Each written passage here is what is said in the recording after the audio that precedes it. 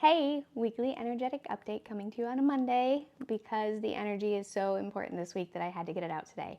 I wanted to make sure that you had time to work with it. So, first off, we have the new moon today in Scorpio. Happy new moon. This one is huge for several reasons. The first one being it's the first one after eclipse season. So, it's the first one that we can manifest with since 2 months ago. Next is the next new moon that we have in December is going to be the same day as Mercury retrograde. So again, it's probably not going to be the best time to manifest new things or trying to move forward with stuff. So if you want to manifest, today is the day. Also, the astrology for this week is on point for manifesting too, and I'll get into that a little bit more in a minute with another transit that's going on. This is also in Scorpio, which the North and South nodes were in Scorpio and Taurus for the last 2 years, and that's where the eclipses happen. So this is the first one in that Scorpio-Taurus axis that's outside of the North node transitions. So the area wherever we have these two signs is going to be lightening up for us. We might have felt stagnant in that area, and now it's going to be moving forward again. So manifesting in this area is huge right now. We also have Mars and the Sun lining up on the 15th through the 18th. I think it peaks on the 17th.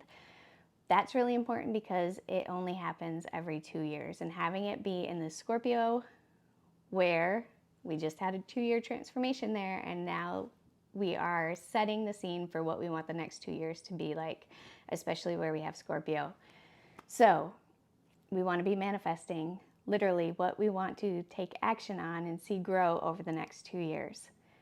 So I also made a list that I'm going to run down quick of where you might have Scorpio in your chart. If you know your rising sign, then that can tell you what house you have it in. So I'm going to name the rising signs and then tell you what house you have it in. So if you've had your big 3 done by me, you'll have your rising sign in there. Or if you haven't, you can Google it on, just on Google. I think like Cafe Astrology, you can pull up your birth chart. Just make sure it's whole sign houses. So I'll get into that. Okay, so Scorpio risings, if you have it in your first house, which is your house of self, like you yourself are going to go through a transformation over the next 2 years. Libra risings, that's me, I'm a Libra rising. So we are going to have it in our second house, which is our house of finances, personal resources, our values, even spirituality, things that we find valuable in our personal resources. That's going to grow over the next 2 years and change. Virgo risings, you're going to have it in your third house. So that's the house of communication. It's the house of like siblings, close community, things that you come in contact with daily, and also like how you speak and how you interact with people. That area will see a transformation. For Leo risings, it's going to be in your fourth house. That's the house of your home, your family, ancestors, roots, that kind of thing. So for Cancer risings, it's going to be in your fifth house, and that's the house of creativity and fun and joy, passion, that kind of thing. Gemini, it's going to be in your sixth house. So that's the house of our daily routine, our day jobs, health and wellness, things that we do on a regular basis. Taurus rising is it's going to be in your seventh house. That's a house of relationships and partnerships. That doesn't just mean like spouses and romantic relationships. It could mean any kind of like one-on-one partnership. That area could see a transformation over the next 2 years. Aries risings, it's going to be in your eighth house. That's the house that deals with death, rebirth, transformation, other people's resources, and then our vulnerabilities. Pisces rising, it's going to be in your ninth house. That's the house of things that expand our mind, like higher education, learning, travel, religion, philosophy, that kind of stuff. Aquarius risings, it's going to be in your 10th house. The 10th house is the house of your career, and this could be different than your day job. This is more the energy of what people know you for, your public image, how you're seen, that kind of thing. For Capricorns, it's going to be in your 11th house. That's your house of social groups, like big communities, social media, friend groups, that kind of thing.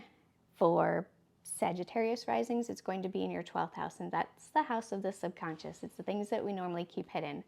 Mental health, mindset stuff, it's shadow work, that area. Also insecurities, it will be in that 12th house area for you.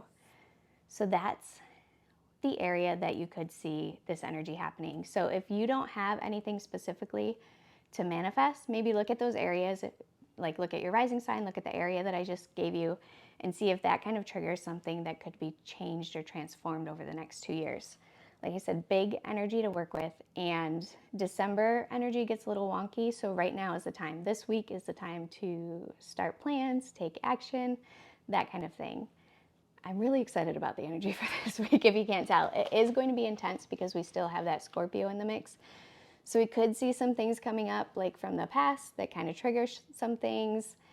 So just be aware of that, but be aware that it's all for the greater good. It's all trying to move you forward. It could be uncomfortable. It could be like those things where you think about something and you're like, oh, I was holding myself back, or I did this, or I should have done this. Maybe I can do this in the future. That's the energy right now.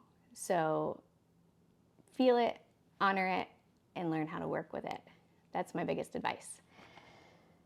I think that's it for the astrology for this week. Like I said, it's big, it's intense, but it's really, really good if you know how to work with it. That is why I want to get this video out on Monday. Some crystals that I will personally be working with for this week, malachite and labradorite are my big two. They are crystals of transformation and change and trying to just get us in a forward moving motion. So those are my two big ones. And then my favorite new moon ritual that you can do today, or you can do it really anytime this week. If you miss the new moon today, or you don't have the mental capacity to do some kind of something today, you can use this energy like all week. So don't worry about like having to do it today. But what I personally like to do, especially if it's a water sign, which Scorpio is, I take my intentions or manifestations and I write them on a piece of paper. I fold it towards me 3 times because we want those things to come to us. I put it underneath a bottle of water outside, preferably glass or like some kind of natural material like ceramic or that kind of thing, not plastic. So you put the water on top of the intention or the piece of paper, and then you let it sit out in the new moonlight, and then the next morning you drink it, and you're literally drinking all those intentions and getting that good new moon energy into you. So that's what I'm going to be doing, and that's what I'm working with. If you have any questions, let me know. If you want to talk about anything, let me know. I think that's all I have for you this week. I'll be doing a couple other videos on some other stuff this week, but I wanted this one to be about this only because, like I said, it's just big energy to work with, and I want to make sure that everybody has the tools that they need to do what they need to this week. So again, if you have any questions, like I said, just let me know. Also, I was just thinking with the rising signs and stuff like that, would you want an option to just get kind of like a chart I could give you? I'm trying to think of a way to do it where I can just give you like what sign you have in each house. If you get the big 3, then it comes with the birth chart, but sometimes that's hard to read. It has like a little chart at the bottom that gives you your houses. But if you would like an actual copy, I can make that maybe an option on the website to order, so that when I do these kind of videos and I say, look where you have Scorpio, you can look and see where it is and how it affects you and stuff like that. So let me know if you want that option. I might work on that because that's kind of, I think, a good idea. See, ideas are going to be coming this week, so listen and be open to them.